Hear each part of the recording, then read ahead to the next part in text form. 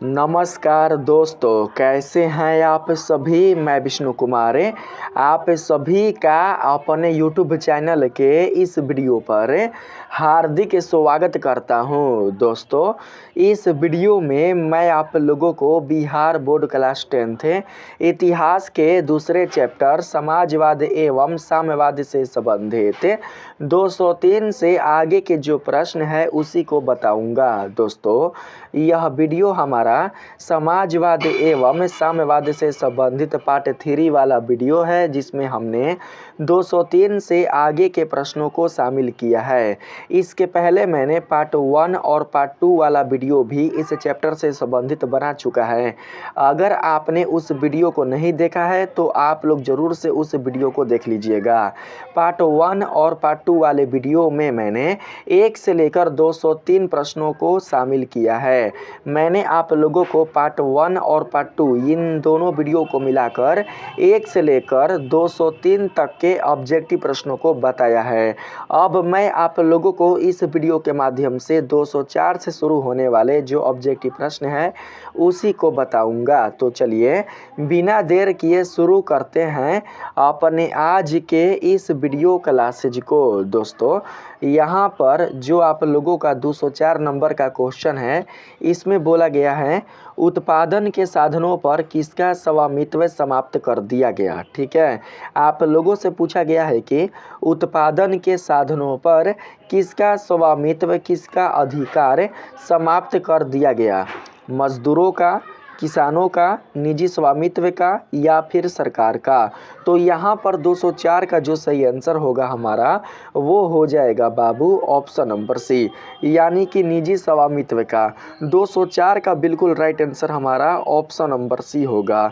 जो निजी स्वामित्व है उसी को समाप्त कर दिया गया था उत्पादन के साधनों पर से। तो हमारा right answer option number C होगा। आप लोग समझ कर रखेंगे। अगला जो सवाल है इसमें आप लोगों से पूछा गया है उद्योगों पर किसका नियंत्रण स्थापित किया गया। उद्योगों पर, जो उद्योग हैं चाहे वो उद्योग छोटा हो या बड़ा, ठीक है, उद्योगों पर किसका नियंत्रण स्थापित किया गया आप लोग यही बताएंगे। ठीक है, पूंजीपतियों का, मजदूरों का, सरकारी अधिकारियों का या फिर चर्च का। तो राइट आंसर 205 का होगा हमारा मजदूरों का। ठीक है, उद्योगों पर मजदूरों का नियंत्रण स्थापित किया गया था। तो सही आंसर ऑप्शन नंबर बी होगा हमारा। अगला जो प्रश्न है इसमें पूछा गया है बैंकों, उद्योगों, जल परिवहन और रेलवे का क्या क्या किया गया। ठीक है, आप लोग बताएंगे कि बैंकों, उद्योगों, जल परिवहन और रेलवे का क्या किया गया। तो दोस्तों सही आंसर होगा राष्ट्रीयकरण।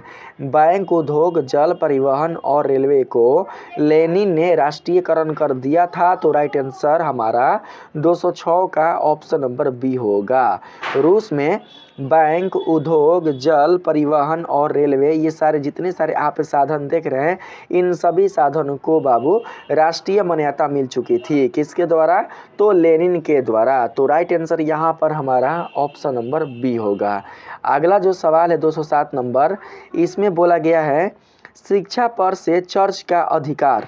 यहाँ पर कहा गया है शिक्षा पर से चर्च का अधिकार समाप्त करके क्या किया गया। ठीक है, आप लोग बताएंगे कि शिक्षा पर से चर्च का अधिकार समाप्त कर क्या किया गया। निजीकरण, सरकार को सौंप दिया गया, राष्ट्रीयकरण या फिर मजदूर संघों को सौंप दिया गया। तो सही आंसर होगा राष्ट्रीयकरण। ठीक है, शिक्षा पर से चर्च के अधिकार को समाप्त करके उसका भी राष्ट्रीयकरण किया गया था लेनिन के द्वारा। तो सही आंसर 207 का हमारा ऑप्शन नंबर सी होगा। अगला जो प्रश्न है इसमें बोला गया है बोल्शेविक दल का नाम बदलकर क्या रखा गया। बोल्शेविक दल का जो नाम है वो बदल कर रखा गया था लेनिन के द्वारा साम्यवादी दल। क्या रखा गया था? तो साम्यवादी दल। बोल्शेविक क्रांति के बाद लेनिन ने बोल्शेविक दल का नाम बदलकर साम्यवादी दल कर दिया था। तो राइट आंसर 208 का हमारा ऑप्शन नंबर सी करेक्ट होगा। अगला जो सवाल है इसमें बोला गया है रूस का राष्ट्रीय झंडा किस रंग का बनाया गया। रूस का जो राष्ट्रीय झंडा है बाबू वो किस रंग का बनाया गया है, आप लोग बताएंगे। हरा कलर का, लाल कलर का, नीला कलर का या फिर पीला कलर का। रूस का राष्ट्रीय झंडा किस रंग का बनाया गया है, तो सही आंसर 209 का हमारा होगा लाल। रूस का जो राष्ट्रीय झंडा है वो लाल रंग का बनाया गया है, तो सही आंसर हमारा ऑप्शन नंबर बी होगा। ठीक है, बिल्कुल भी आप लोग नहीं भूलिएगा। यह वीडियो दोस्तों आप लोगों का लास्ट वीडियो है समाजवाद एवं साम्यवाद वाले चैप्टर से संबंधित। इस वीडियो में मैं आप लोगों को सारे ऑब्जेक्टिव प्रश्न बता दूंगा, जिससे कि आप लोगों का समाजवाद एवं साम्यवाद से संबंधित जो चैप्टर है वो पूरा का पूरा कंप्लीट हो जाएगा। ठीक है, अगला जो सवाल है इसमें कहा गया है झंडे पर कौन कौन से प्रतीक अंकित किए गए हैं। किताब और कलम का, तारा और सूर्य का, हसुआ और हथौड़े का या फिर तलवार और ढाल का। तो बाबू लाल रंग का जो झंडा है उस पर हसुआ और हथौड़े का प्रतीक अंकित किए गए थे, तो राइट आंसर यहाँ पर ऑप्शन नंबर सी होगा। ठीक है, जो बाबू रूस का राष्ट्रीय ध्वज है लाल रंग का उस पर हसुआ और हथौड़े का ही प्रतीक अंकित किया गया था, तो राइट आंसर हमारा ऑप्शन नंबर सी होगा। अगला जो सवाल है 211 नंबर, इसमें बोला गया है भूमि पुनः वितरण के तहत बड़ी जमींदारी किसे दी गई। भूमि पुनः वितरण के तहत बड़ी जो जमींदारी है वो किसे दी गई थी, मजदूरों को, किसानों को, व्यापारियों को या चर्च को। तो राइट आंसर यहाँ पर 211 का हमारा हो जाएगा किसानों को। ठीक है, भूमि पुनः वितरण के तहत बड़ी जमींदारी बाबू किसानों को ही सौंपी गई थी, तो राइट आंसर यहाँ पर हमारा ऑप्शन नंबर बी होगा। ये जितने सारे आप सुधार देख रहे हैं ये सभी के सभी सुधार बोल्शेविक क्रांति के बाद हुए हैं। जब दोस्तों अगर हम बात करेंगे यहाँ पर नई आर्थिक नीति का, तो उसमें बिल्कुल भी आप लोगों को ये सब नहीं मिलेगा। नई आर्थिक नीति में बाबू कुछ सुधार किए गए थे लेनिन के द्वारा, जो कि मजदूरों, किसानों और जो आम गरीब लोग हैं उनकी मांगों को पूर्ति करता है। ठीक है, जब बोल्शेविक क्रांति के बाद लेनिन ने जो नियम बनाया था उस नियम में बाबू जब जितने सारे सर्वहारा वर्ग में आने वाले लोग हैं उनको प्रॉब्लम हुई थी, उनको बिल्कुल भी इनकी नीति पसंद नहीं आई थी, तो इन्होंने क्या किया था, इन्होंने बाबू विद्रोह कर दिया था। इन्होंने असंतुष्टता बाबू प्रदर्शित कर दिया था लेनिन के सामने, जिसके कारण लेनिन को बाबू एक नई नीति का पालन करना पड़ा, जिसे नई आर्थिक नीति के नाम से भी जाना जाता है। जो असंतुष्ट किसान हैं उन्होंने क्या किया था कि अपने अनाज को जलाना शुरू कर दिया था। जब अनाज को जलाना उन्होंने शुरू कर दिया तो उससे क्या हुआ कि पूरे रूस के जिस राज्य में किसानों ने अपने अनाज को जलाना शुरू किया था उस राज्य में बाबू भूखमरी और बेरोजगारी जैसी समस्या उत्पन्न हो गई थी। खाने पीने का जो भंडार था वो बिल्कुल खत्म हो चुका था। ठीक है, कहीं पर भी बाबू अनाज नहीं मिल पा रहा था, लोग खाने से जूझ रहे थे। ठीक है, खाने की जो समस्या है उससे बाबू जूझ रहे थे। तो बाबू इसी चीज़ को ध्यान में रखकर जो लेनिन है उन्होंने एक नई नीति का पालन किया, जिसे नई आर्थिक नीति कहा जाता है। ठीक है, आप लोगों को नई आर्थिक नीति से संबंधित भी जो ऑब्जेक्टिव प्रश्न है वो मिलेंगे। ठीक है, चलिए अगले प्रश्न पर आते हैं। इसमें कहा गया है आप लोगों से भूमि पुनः वितरण के आदेश की आलोचना क्यों हुई। भूमि पुनः वितरण के आदेश की जो आलोचना है वो क्यों हुई थी, क्योंकि भूमि पर चर्च का अधिकार था, क्योंकि भूमि पर राज्य का नियंत्रण होना चाहिए था, क्योंकि किसानों ने भूमि स्वीकार नहीं की, या फिर क्योंकि बोल्शेविक दल भूमि वितरण का विद्रोह कर रहा था। तो 212 का यहाँ पर जो हमारा राइट आंसर होगा वो हो जाएगा ऑप्शन नंबर बी, क्योंकि भूमि पर राज्य का नियंत्रण होना चाहिए था। ठीक है, लोकतांत्रिक संविधान के अनुसार भूमि पर राज्य का नियंत्रण होना चाहिए था। बिल्कुल भी बाबू किसी भी निजी लोगों का उस पर नियंत्रण नहीं होना चाहिए था, लेकिन भूमि पर किसका नियंत्रण था, भूमि पर किसानों का नियंत्रण था, इसलिए भूमि पुनः वितरण के आदेश की आलोचना होने लगी थी। ठीक है, तो सही आंसर यहाँ पर ऑप्शन नंबर बी होगा हमारा। अगला सवाल है युद्ध रत साम्यवाद किसने लागू किया। युद्ध रत साम्यवाद किसने लागू किया? तो लेनिन ने, याद रखेंगे। युद्ध के बाद जो साम्यवाद उन्होंने लागू किया था उसी को कहा जाता है युद्ध रत साम्यवाद। अगर आप लोगों को कहीं पर डाउट होगा कि युद्ध रत साम्यवाद क्या कहलाता है तो आप लोग याद रखेंगे कि युद्ध के बाद जो सुधार किया गया था साम्यवादियों के लिए, सर्वहारा वर्ग के लिए, उसे ही कहा जाता है युद्ध रत साम्यवाद। ठीक है, युद्ध के बाद सर्वहारा वर्ग के लिए, बोल्शेविक वर्ग के लोगों के लिए जो सुधार किए गए थे, जो नियम बनाए गए थे, उसी को कहा जाता है युद्ध रत साम्यवाद। तो बोला गया है क्वेश्चन में कि युद्ध रत साम्यवाद किसने लागू किया? तो राइट आंसर यहाँ पर 213 का हमारा ऑप्शन नंबर हो जाएगा सी, लेनिन ने। आप लोग याद रखेंगे। ठीक है, ऑप्शन नंबर सी बिल्कुल सही आंसर होगा हमारा। अगला जो सवाल है 214 नंबर, इसमें बोला गया है युद्ध रत साम्यवाद के तहत फैक्ट्रियों पर किसका नियंत्रण स्थापित किया गया? युद्ध रत साम्यवाद के तहत फैक्ट्रियों पर किसका नियंत्रण स्थापित किया गया था? आप लोग बताएंगे। ठीक है, पूंजीपतियों का, सरकारी अधिकारियों का, मजदूरों का या फिर चर्च का? आप लोग बताएंगे कि युद्ध रत साम्यवाद के तहत फैक्ट्रियों पर किसका नियंत्रण स्थापित किया गया? तो सही आंसर यहाँ पर 214 का हमारा हो जाएगा मजदूरों का। ठीक है, युद्ध रत साम्यवाद के तहत फैक्ट्रियों पर मजदूरों का नियंत्रण स्थापित किया गया था। तो राइट आंसर हमारा होगा ऑप्शन नंबर यहाँ पर सी। ठीक है, अगला जो सवाल है 215 नंबर, इसमें आप लोगों से कहा गया है किसानों से किस प्रकार अनाज वसूला गया? ठीक है, आप लोग बताएंगे कि किसानों से किस प्रकार अनाज वसूला गया? कर द्वारा, बलपूर्वक द्वारा, दान के रूप में या फिर व्यापार के माध्यम से? किसानों से जिस प्रकार अनाज वसूला गया था लेनिन के नीति में आप लोगों को वो बताना है। ठीक है, तो सही आंसर होगा बलपूर्वक।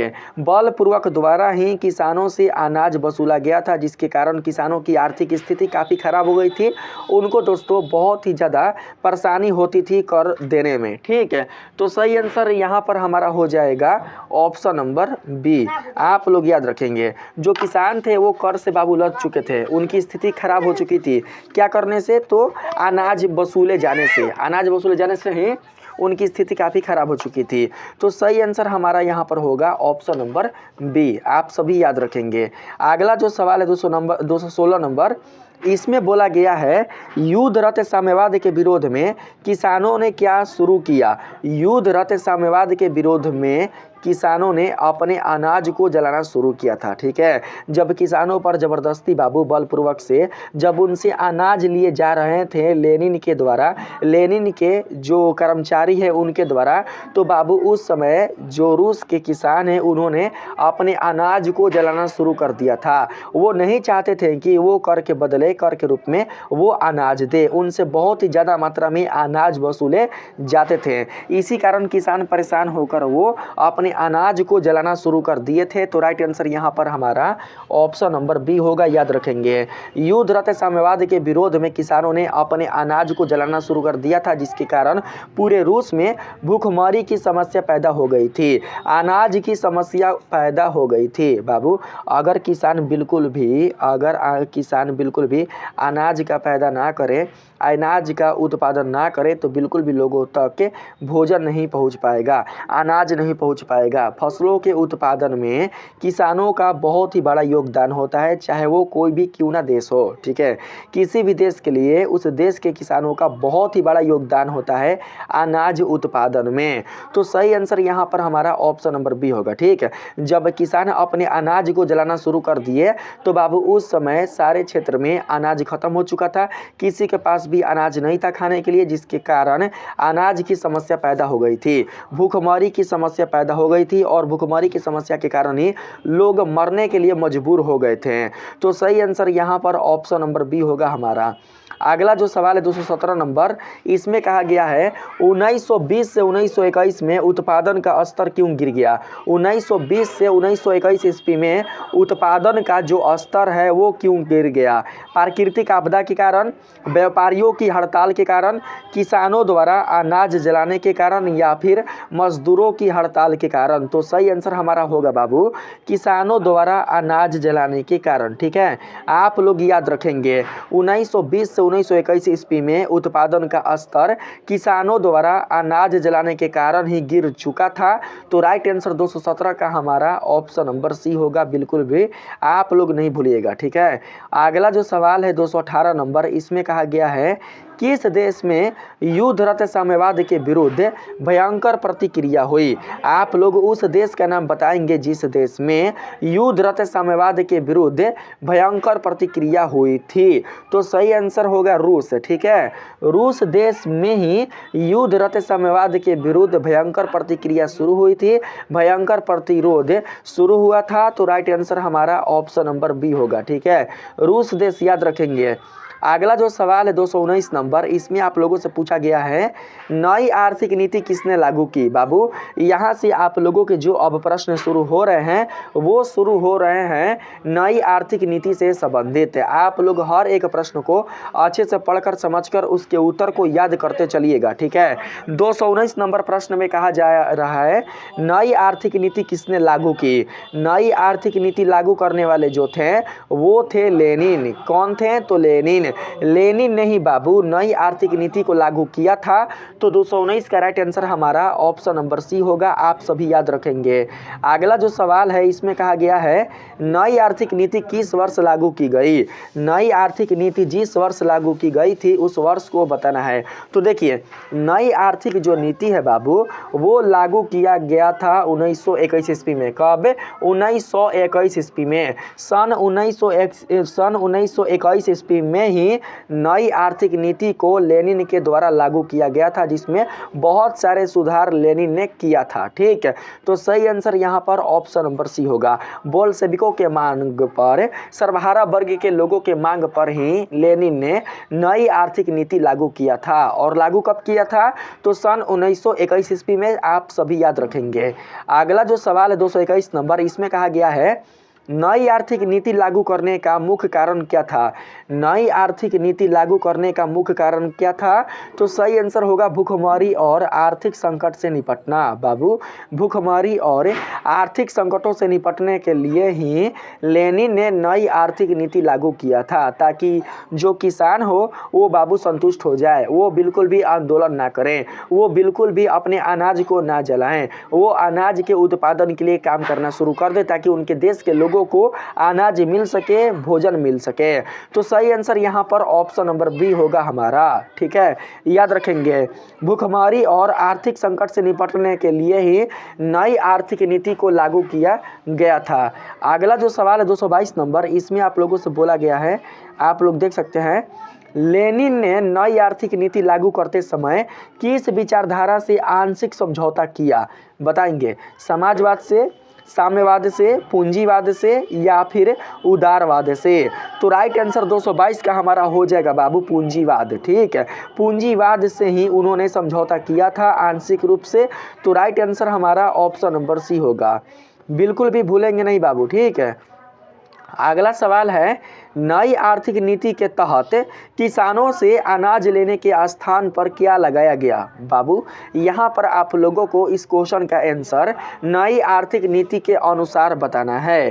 क्वेश्चन में कहा गया है कि नई आर्थिक नीति के तहत किसानों से अनाज लेने के स्थान पर क्या लगाया गया। तो सही आंसर होगा निश्चित कर। ठीक है, नई आर्थिक नीति के तहत किसानों से अनाज लेने के स्थान पर एक निश्चित कर लगाया गया था। निश्चित कर देने के बाद पूरा का पूरा जो अनाज है वो किसानों का ही होता था, उसके ऊपर किसी का भी कोई अधिकार नहीं होता था। वे किसान जो मन वो चाहे वो उस अनाज के साथ कर सकते थे, किसी को बेच सकते थे, रख सकते थे, उसके साथ जो चाहे वो कर सकते थे। क्या करने के बाद? तो एक निश्चित कर देने के बाद। और ये नियम किस में लागू हो रहा है? तो बाबू यह जो नियम है वो लागू हो रहा है नई आर्थिक नीति में। यह नियम नई आर्थिक नीति से ही संबंधित है। तो सही आंसर ऑप्शन नंबर बी होगा। ठीक है, जब किसानों को इस नियम के बारे में पता चला था, इस नीति के बारे में पता चला था, तो उन्होंने बाबू अनाज को जलाना बंद कर दिया। उन्होंने बिल्कुल भी अनाज को जलाया नहीं था। ठीक है, यानी कि इसके बाद से नई आर्थिक नीति के निगमन के बाद से, नई आर्थिक नीति आने के बाद से रूस में बाबू वृद्धि देखी गई। क्या देखी गई? वृद्धि, उनमें प्रगति देखी गई हर एक क्षेत्र में, चाहे वो विज्ञान का क्षेत्र हो, चाहे वो प्रौद्योगिकी का क्षेत्र हो, चाहे वो औद्योगिकरण का क्षेत्र हो, चाहे वो फसल का क्षेत्र हो। हर एक क्षेत्र में ही वृद्धि देखी गई। कब? तो नई आर्थिक नीति के बाद, नई आर्थिक नीति लागू होने के बाद। तो सही आंसर यहाँ पर हमारा ऑप्शन नंबर बी होगा, याद रखेंगे। अगला जो सवाल है 224 नंबर, इसमें कहा गया है नई आर्थिक नीति में जमीन को किसका बताया गया? नई आर्थिक नीति में जमीन को बताया गया था राज्य का, लेकिन व्यवहार में जमीन किसकी थी?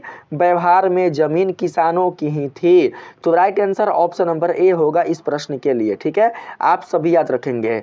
225 नंबर सवाल में आप लोगों से कहा गया है नई आर्थिक नीति के तहत किन उद्योगों को व्यक्तिगत रूप से चलाने की अनुमति दी गई? आप लोग बताएंगे कि नई आर्थिक नीति के तहत किन उद्योगों को व्यक्तिगत यानी कि निजी रूप से चलाने की अनुमति दी गई थी। तो सही आंसर हो जाएगा 20 से कम कर्मचारियों वाले उद्योगों को। 225 का राइट आंसर होगा हमारा ऑप्शन नंबर सी। 20 से कम कर्मचारी रखने वाले जो उद्योग थे उन्हीं उद्योगों को ही व्यक्तिगत रूप से चलाने की अनुमति दी गई थी नई आर्थिक नीति के द्वारा। तो सही आंसर ऑप्शन नंबर सी होगा। अगर कोई उद्योग 20 से अधिक कर्मचारियों को रखता है तो वो बिल्कुल भी अपने उद्योग को व्यक्तिगत रूप से नहीं चला सकता है। यहाँ पर जो नियम है वो लागू किया गया है किसके लिए? तो 20 से कम कर्मचारी वाले उद्योगों के लिए, ठीक है। अगला जो सवाल है 226 नंबर, इसमें आप लोगों से कहा गया है नई आर्थिक नीति के तहत उद्योगों में क्या परिवर्तन किया गया? नई आर्थिक नीति के तहत उद्योगों में क्या परिवर्तन किया गया था? तो सही आंसर होगा ऑप्शन नंबर बी, उद्योगों का विकेंद्रीकरण किया गया। जो उद्योग थे उनका विकेंद्रीकरण किया गया था। किसके अनुसार? तो नई आर्थिक नीति के अनुसार। तो right answer option number B होगा हमारा। अगला जो सवाल है 227 नंबर, इसमें कहा गया है किस क्षेत्र में विदेशी पूंजी को सीमित रूप से आमंत्रित किया गया? तो राइट आंसर हो जाएगा यहाँ पर हम लोगों का 227 का औद्योगिक क्षेत्र। हाँ, ऑप्शन नंबर बी आपका बिल्कुल राइट आंसर होगा, औद्योगिक क्षेत्र, ठीक है। औद्योगिक क्षेत्र में ही विदेशी पूंजियों को सीमित रूप से आमंत्रित किया गया था। तो right answer option number B होगा। अगला सवाल 228 नंबर में कहा गया है नई आर्थिक नीति में कौन सी नई सुविधा शुरू की गई? बाबू आप लोग बताएंगे कि नई आर्थिक नीति में कौन सी नया सुविधा लागू किया गया था? तो राइट आंसर 228 का हमारा हो जाएगा व्यक्तिगत संपत्ति और जीवन बीमा। कौन सा? तो व्यक्तिगत संपत्ति और जीवन बीमा। बाबू बोल्शेविक क्रांति के बाद लेनिन ने जो नीति अपनाई थी उस नीति में बिल्कुल भी यह सुविधा नहीं थी। कौन सी सुविधा? तो व्यक्तिगत संपत्ति और जीवन बीमा वाला सुविधा। लेकिन जब उन्होंने नई आर्थिक नीति सन 1921 ईस्वी में लागू किया तो उस नीति में ही इस सुविधा को अपनाया गया था। तो राइट आंसर हमारा ऑप्शन नंबर बी होगा, याद रखेंगे, व्यक्तिगत संपत्ति और जीवन बीमा। अगला जो सवाल है 229 नंबर, इसमें कहा गया है नई आर्थिक नीति में कौन सा नया सुधार किया गया? नई आर्थिक नीति में जो नया सुधार किया गया था आप लोग बताएंगे। तो सही आंसर 229 का हमारा होगा ट्रेड यूनियन की अनिवार्य सदस्यता समाप्त कर दी गई, ठीक है। नई आर्थिक नीति में ट्रेड यूनियन की अनिवार्य जो सदस्यता है वो खत्म कर दिया गया था। तो राइट आंसर हमारा ऑप्शन नंबर बी होगा। 230 नंबर सवाल में आप लोगों से पूछा गया है नई आर्थिक नीति लागू करने के बाद रूस में क्या प्रभाव पड़ा? जब रूस में नई आर्थिक नीति लागू किया गया था तो नई आर्थिक नीति लागू करने के बाद रूस में क्या प्रभाव पड़ा था? तो राइट आंसर 230 का हमारा हो जाएगा ऑप्शन नंबर ए, औद्योगिक उत्पादन में वृद्धि, यानी कि औद्योगिकीकरण में वृद्धि, उसमें उत्पादन में बढ़ोतरी। तो राइट आंसर होगा हमारा ऑप्शन नंबर ए, ठीक है। औद्योगिक उत्पादन बढ़ा था किसके अनुसार? तो नई आर्थिक नीति लागू करने के अनुसार, नई आर्थिक नीति लागू करने के बाद। तो सही आंसर हमारा ऑप्शन नंबर ए होगा। जो कमजोर रूस है, जो दुर्बल रूस है, जो आर्थिक स्थिति से ध्वस्त रूस है, वो बाबू नई आर्थिक नीति के बाद पूरी तरीके से बाबू तटस्थ हो चुका था, पूरी तरीके से वो प्रबल हो चुका था। तो सही आंसर आप लोग इस प्रश्न के लिए ऑप्शन नंबर ए को याद रखेंगे। अगला प्रश्न है नई आर्थिक नीति लागू करने का मुख्य उद्देश्य क्या था? नई आर्थिक नीति लागू करने का जो मुख्य उद्देश्य था वो था कृषि और औद्योगिक उत्पादन को बढ़ाना। क्या करना? कृषि यानी कि जो फसल है ना, वो फसल और औद्योगिक उत्पादन को बढ़ाना। तो 231 का सही आंसर हमारा हो जाएगा ऑप्शन नंबर बी, आप सभी याद रखेंगे। अगला प्रश्न यहाँ पर आप लोग देख सकते हैं लेनिन ने अपनी नीति की आलोचना का उत्तर किस कथन से दिया? बाबू, जब लेनिन के नीतियों का आलोचना होने लगा उसके देश के वासियों के द्वारा, ठीक है, जब रूस देश के वासियों के द्वारा लेनिन के नीति की आलोचना होने लगा तो अपने आलोचना पर लेनिन ने क्या जवाब दिया था, आप लोग उस कथन को बताएंगे। जिस कथन से लेनिन ने अपने आलोचना पर जवाब दिया था आप लोगों को उस कथन को बताना है। तो देखिए यहाँ पर हमारा सही आंसर होगा ऑप्शन नंबर बी वाला, 3 कदम आगे बढ़कर 1 कदम पीछे हटना फिर भी 2 कदम आगे रहने के समान है। बाबू देखिए, जब रूस के जितने सारे लोग हैं, जब उन्होंने लेनिन के प्रति आलोचना करना शुरू कर दिया था, उसके विरोध में आवाज़ उठाना शुरू कर दिया था, तो उस समय बाबू लेनिन ने अपने आलोचना के विषय में उत्तर दिया था कि 3 कदम आगे बढ़कर 1 कदम पीछे हटना फिर भी 2 कदम आगे रहने के समान है। तो आप लोग इस कथन को याद रखिएगा, ठीक है। इस कथन को कहने वाले कौन थे? तो लेनिन। और बाबू उन्होंने इस कथन को क्यों कहा था? क्योंकि रूस देश में उनके नई आर्थिक नीति के कारण उनकी आलोचना हो रही थी। तो बाबू आप लोग इसे बिल्कुल भी भूलिएगा नहीं, 3 कदम आगे बढ़कर 1 कदम पीछे हटना फिर भी 2 कदम आगे रहने के समान है, ठीक है। अगला जो सवाल है 233 नंबर, इसमें कहा गया है 1924 ईस्वी में लेनिन की मृत्यु के बाद सबसे बड़ी समस्या क्या थी? अगर प्रश्न आएगा कि लेनिन की मृत्यु कब हुई थी तो आप लोग बताना 1924 ईस्वी। लेनिन की मृत्यु हुई थी 1924 ईस्वी में, आप सभी याद रखेंगे, ठीक है। 1924 ईस्वी में ही लेनिन की मृत्यु हुई थी। 1924 ईस्वी में लेनिन की मृत्यु के बाद सबसे बड़ी जो समस्या थी वो क्या थी? तो बाबू लेनिन के बाद का उत्तराधिकारी बनाना। जब लेनिन की मृत्यु 1924 ईस्वी में हो गई थी तो बाबू उसके बाद कौन अगला रूस के संविधान का उत्तराधिकारी बनेगा, कौन संविधान का अध्यक्ष बनेगा, उसी की समस्या आ खड़ी हुई थी। कहां पर? तो रूस देश में। तो यहां पर हमारा सही आंसर होगा सत्ता का उत्तराधिकारी तय करना, ठीक है। सत्ता का उत्तराधिकारी तय करना कि अगला जो अध्यक्ष होगा वो कौन होगा, अगला जो रूस की सत्ता संभालेगा वो कौन संभालेगा। तो सही आंसर ऑप्शन नंबर सी होगा, ठीक है। यही आपका बिल्कुल करेक्ट आंसर होगा। 234 नंबर के सवाल में कहा गया है लेनिन की मृत्यु के बाद सत्ता संघर्ष में कौन विजयी हुआ?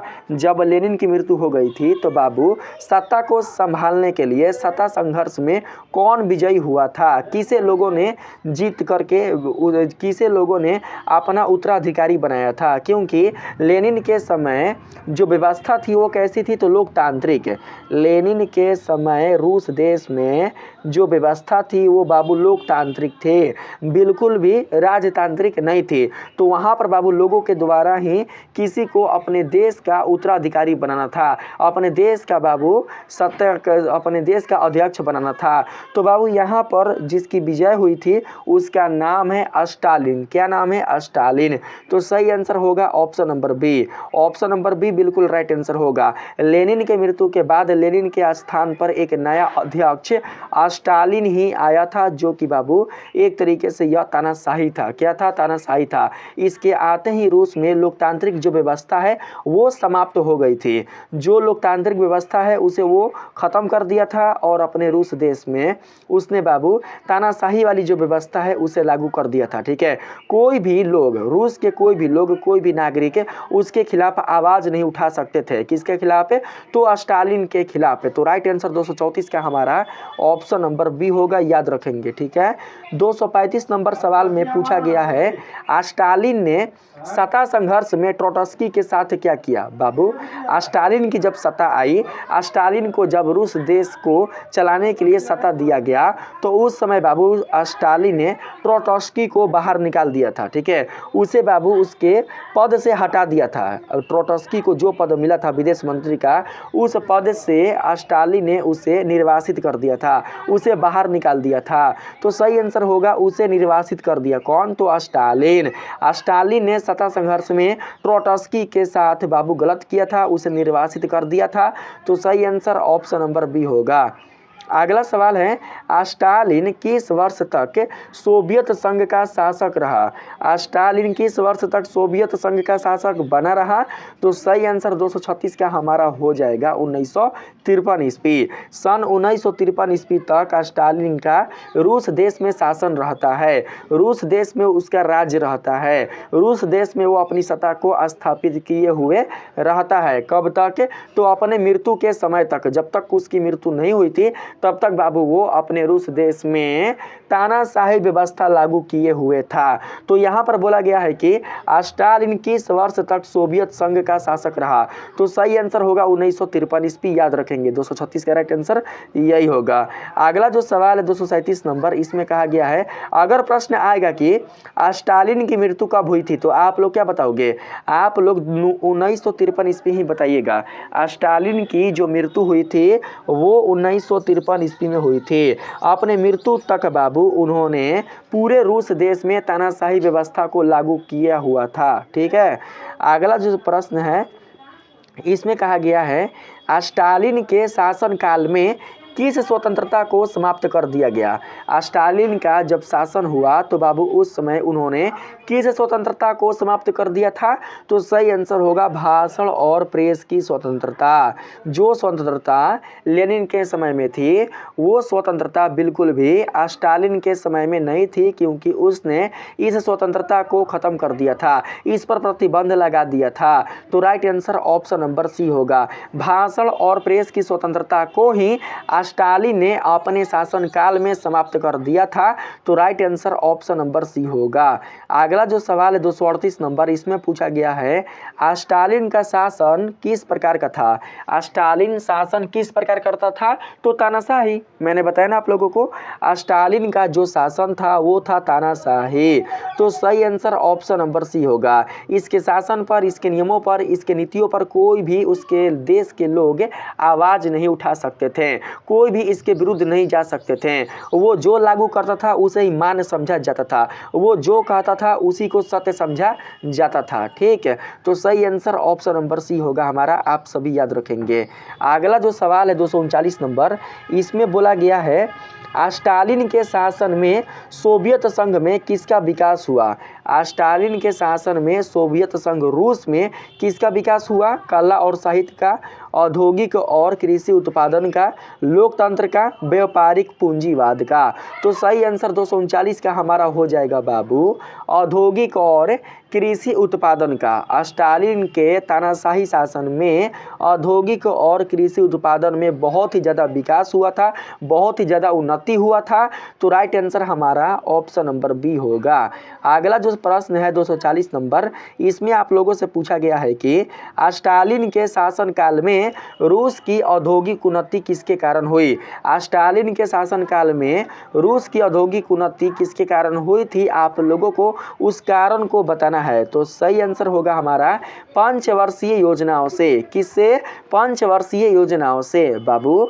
स्टालिन के शासनकाल में रूस की औद्योगिक उन्नति पंचवर्षीय योजनाओं से ही बाबू हो पाई थी। तो सही आंसर 240 का हमारा ऑप्शन नंबर हो जाएगा बी। ठीक है। ये पंचवर्षीय योजना कितने समय तक रहती है? तो बाबू 3 बार रहती है, यानी कि 15 वर्ष तक रहती है। तो 240 का बिल्कुल सही आंसर हमारा ऑप्शन नंबर बी होगा। अगला जो प्रश्न है इसमें कहा गया है, स्टालिन ने किस क्षेत्र में आधुनिकीकरण किया? स्टालिन जो है उन्होंने किस क्षेत्र में आधुनिकीकरण लाया, आधुनिकीकरण किया? तो सही आंसर यहाँ पर हमारा 241 का हो जाएगा, विज्ञान और कृषि, विज्ञान और साइंस और तकनीक और कृषि के क्षेत्र में ही स्टालिन ने आधुनिकीकरण किया था। ठीक है। मॉडर्न उसमें दोस्तों बहुत सारे सुविधाएं लाई थी। तो सही आंसर 241 का हमारा ऑप्शन नंबर ए हो जाएगा।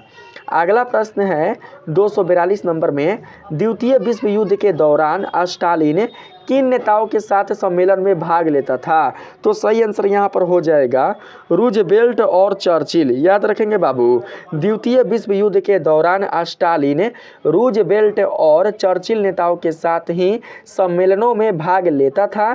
तो राइट आंसर हमारा होगा ऑप्शन नंबर सी 242 का। अगला जो प्रश्न है 243 नंबर, इसमें आप लोगों से कहा गया है, द्वितीय विश्व युद्ध समाप्त होने से पहले ही रूस को किस रूप में देखा जाने लगा जगह था। जब द्वितीय विश्व युद्ध समाप्त नहीं हुआ था, समाप्त होने से पहले ही रूस देश को पूरा का पूरा जो विश्व है वो किस रूप में देखने लग गया था? तो सही आंसर हो जाएगा एक महान शक्ति के रूप में। किस रूप में? तो बाबू एक महान शक्ति के रूप में। तो 243 का हमारा राइट आंसर हो जाएगा ऑप्शन नंबर बी। द्वितीय विश्व युद्ध समाप्त होने से पहले ही हमारा रूस देश एक शक्तिशाली देश बन चुका था। तो राइट आंसर हमारा ऑप्शन नंबर बी होगा, याद रखेंगे। जो रूस कमजोर था, जो रूस शक्तिहीन था, जिस रूस की व्यवस्था बिल्कुल भी अच्छी नहीं थी, जिस रूस में बिल्कुल भी कोई भी अच्छे सुधार नहीं थे, अच्छे नियम नहीं थे, वो बाबू रूस स्टालिन के आने के बाद एक बहुत ही शक्तिशाली देश बन चुका था। तो सही आंसर हमारा ऑप्शन नंबर बी होगा। ठीक है, अगला जो सवाल है 244 नंबर, इसमें कहा गया है स्टालिन के प्रयासों से रूस की मेहनत कश जनता में क्या स्थापित हो गया? स्टालिन के प्रयासों से रूस की मेहनत कश जनता में बाबू क्रांति की अस्थायी जड़ें स्थापित हो गई।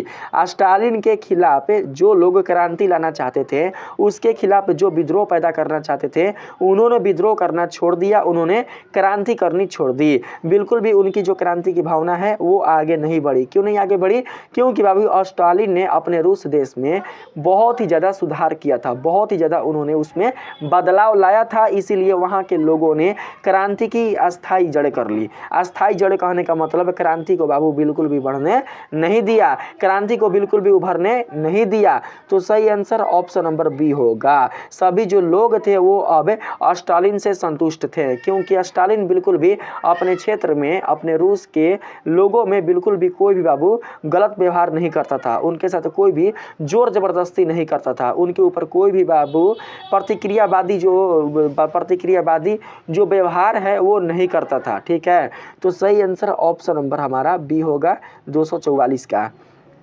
इसमें पूछा गया है रूसी क्रांति के बाद रूस में किस वर्ग की सत्ता स्थापित हुई? तो सही आंसर होगा श्रमिक अथवा सर्वहारा वर्ग। ठीक है, ये बाबू क्वेश्चन आप लोगों के परिणाम से पूछे जा रहे हैं। रूसी क्रांति के बाद जो परिणाम मिला था उस परिणाम से संबंधित ही बाबू क्वेश्चन यहाँ पर आए हैं। आप लोग हर एक क्वेश्चन को ध्यान से बढ़िया से देखिएगा और उसके उत्तर को याद कर लीजिएगा, यदि आपको उनका उत्तर याद नहीं हो तो। प्रश्न है रूसी क्रांति के बाद रूस में किस वर्ग की सत्ता स्थापित हुई? तो सही आंसर होगा श्रमिक अथवा सर्वहारा वर्ग। 245 का बिल्कुल सही आंसर हमारा हो जाएगा ऑप्शन नंबर बी, आप लोग याद रखेंगे। यहाँ पर अगला प्रश्न है 1985 ईस्वी में सोवियत संघ के राष्ट्रपति कौन बने? 1985 ईस्वी में सोवियत संघ के राष्ट्रपति कौन बने थे? तो राइट आंसर यहाँ पर 246 का हमारा हो जाएगा मिखाइल गोर्बाचोव। कौन? Mikhail Gorbachev. आप लोग बिल्कुल भी नहीं भूलना बाबू, 1985 ईस्वी में सोवियत संघ के राष्ट्रपति मिखाइल गोर्बाचोव बने थे। अगर प्रश्न आएगा कि सोवियत संघ के राष्ट्रपति मिखाइल गोर्बाचोव कब बने थे, तो आप लोग 1985 बताइएगा। ठीक है, सही आंसर आप लोगों का बाबू 1985 ही होगा। अगला जो प्रश्न है इसमें कहा गया है मिखाइल गोर्बाचोव ने कौन सी दो प्रमुख नीतियां पेश की? आप लोग बताएंगे उन दो नीतियों को। ठीक है, जिनको पेश करने वाले मिखाइल गोर्बाचोव थे। तो यहाँ पर हमारा सही आंसर 247 का हो जाएगा बाबू पेरेस्ट्रोइका, यानी कि पुनर्गठन और ग्लासनोस्त खुलापन। पुनर्गठन और खुलापन को ही बाबू उन्होंने पेश किया था नीति के रूप में। किसने? तो रूस के राष्ट्रपति मिखाइल गोर्बाचोव ने, याद रखेंगे। अगला जो प्रश्न है इसमें बोला गया है सोवियत संघ का विघटन कब हुआ? सोवियत संघ का विघटन कब हुआ था? तो सही आंसर 248 का हमारा हो जाएगा बाबू ऑप्शन नंबर ए, 1989 ईस्वी में, याद रखेंगे। 1989 नहीं, 1991 में। 1991 बिल्कुल राइट आंसर होगा बाबू। 248 का करेक्ट आंसर बाबू होगा 1991 ईस्वी। सन 1991 ईस्वी में ही सोवियत संघ का विघटन हुआ था, तो बिल्कुल भी भूलना नहीं है। अगला प्रश्न है रूस की साम्यवादी क्रांति के बाद विश्व कितने वैचारिक खेमों में बंट गया था? रूस की साम्यवादी जो क्रांति हुई थी उस क्रांति के बाद बाबू विश्व, पूरा का पूरा जो संसार है वो कितने वैचारिक खेमों में, कितने भागों में बट गया था? तो राइट आंसर हमारा हो जाएगा बाबू 2 भागों में। किन भागों में? तो कितने भागों में? 2 भागों में, याद रखेंगे। पहला पूंजीवादी भाग और दूसरा साम्यवादी भाग। याद रखेंगे, पहला साम्यवादी विश्व और दूसरा पूंजीवादी विश्व। इन दो खेमों में बंट चुका था रूस की साम्यवादी क्रांति के बाद, तो बिल्कुल भी भूलना नहीं है आप लोगों को। अगला सवाल है 250 नंबर में, द्वितीय विश्व युद्ध के बाद कौन सा युद्ध शुरू हुआ? द्वितीय विश्व युद्ध के दौरान शीत युद्ध शुरू हुआ था। कौन सा युद्ध बाबू? शीत युद्ध। याद रखेंगे, आपके चैप्टर का ये बाबू लास्ट प्रश्न है, ठीक है, जो आपका लास्ट चैप्टर है ना, लास्ट चैप्टर से ही बाबू संबंधित ये आपके ऑब्जेक्टिव प्रश्न है। बोला गया है कि द्वितीय विश्व युद्ध के बाद कौन सा युद्ध शुरू हुआ? तो सही आंसर होगा शीत युद्ध। कौन सा युद्ध? शीत युद्ध। 250 का राइट आंसर हमारा ऑप्शन नंबर सी होगा। अगला प्रश्न है, शीत युद्ध मुख्य रूप से किन दो गुटों के बीच था? शीत युद्ध बाबू मुख्य रूप से किन दो गुटों के बीच था? तो आप लोगों का सही आंसर होगा यहाँ पर पूंजीवादी अमेरिका और साम्यवादी रूस। सही आंसर ऑप्शन नंबर सी होगा, ठीक है। इन्हीं दो गुटों के बीच बाबू शीत युद्ध था, जिसमें पूंजीवादी विश्व से संबंधित था अमेरिका और साम्यवादी विश्व से संबंधित था सोवियत रूस। तो राइट आंसर आप लोगों का इस प्रश्न के लिए ऑप्शन नंबर सी होगा। अगला प्रश्न है, शीत युद्ध की अवधि कितने दशकों तक रही? तो सही आंसर यहाँ पर 252 का हमारा हो जाएगा बाबू 4 दशक, ठीक है। शीत युद्ध की जो अवधि थी, जो समय थी, वो 4 दशक तक रही थी। तो राइट आंसर 252 का हमारा ऑप्शन नंबर बी होगा। अगला प्रश्न है 253 नंबर में, रूसी क्रांति के बाद पूंजीवादी देशों ने क्या किया? रूसी क्रांति के बाद जो पूंजीवादी देश है उन्होंने क्या किया था? तो सही आंसर होगा बाबू अपने आर्थिक मॉडल में परिवर्तन लाया। नहीं, यहाँ पर 253 का जो करेक्ट आंसर होगा वो यही होगा, अपने आर्थिक मॉडल में परिवर्तन लाया। 253 का बाबू ऑप्शन नंबर बी ही राइट आंसर होगा, ठीक है।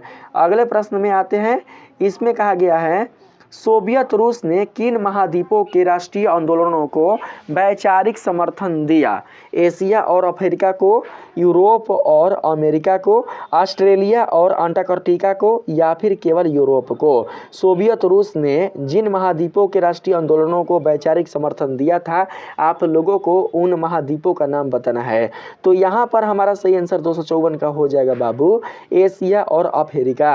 एशिया और अफ्रीका वाले महादेश को ही, एशिया और अफ्रीका महाद्वीपों को ही बाबू सोवियत रूस ने राष्ट्रीय आंदोलनों का वैचारिक समर्थन दिया था। तो बिल्कुल हमारा सही आंसर ऑप्शन नंबर ए होगा। यहाँ पर नेक्स्ट प्रश्न है, शीत युद्ध मुख्य रूप से किस प्रकार का युद्ध था? शीत युद्ध किस प्रकार का युद्ध था?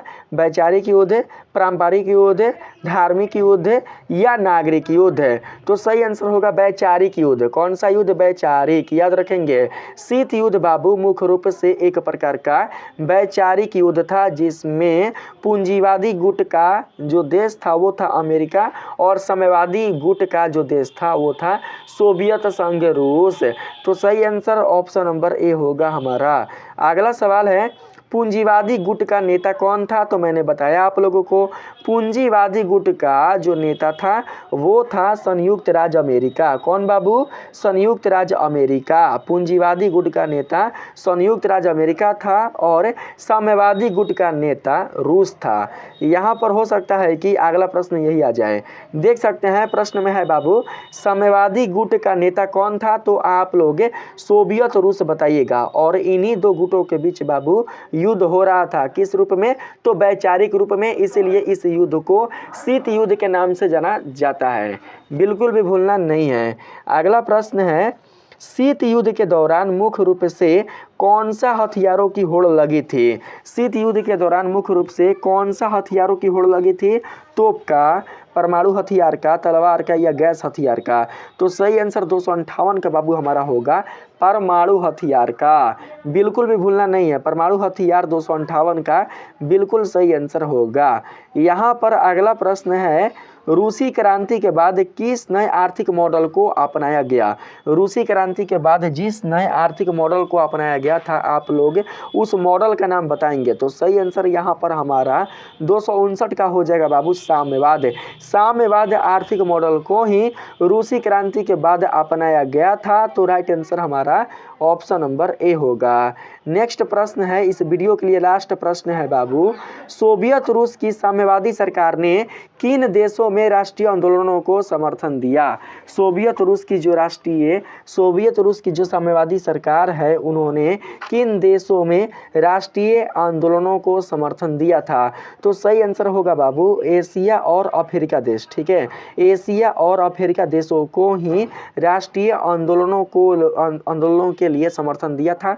तो सही आंसर 260 का हमारा ऑप्शन नंबर बी होगा, बिल्कुल भी आप लोगों को भूलना नहीं है। ठीक है, तो दोस्तों इस वीडियो में इतना ही प्रश्न आप लोगों के 2 चैप्टर के लिए बहुत ही ज़्यादा है। पार्ट 1, पार्ट 2 और इस पार्ट 3 वाले वीडियो को मिलाकर मैंने आप लोगों को समाजवाद एवं साम्यवाद से संबंधित 260 वीवीआई ऑब्जेक्टिव प्रश्न बता चुका है।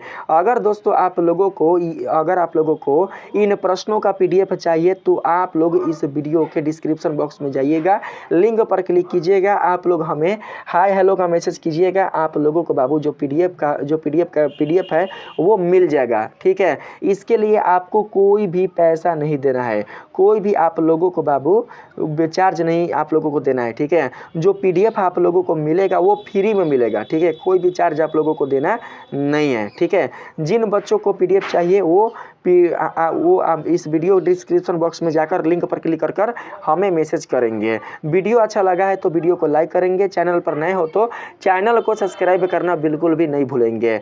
मिलते हैं फिर से एक नए वीडियो के साथ, तब तक के लिए आप सभी को धन्यवाद।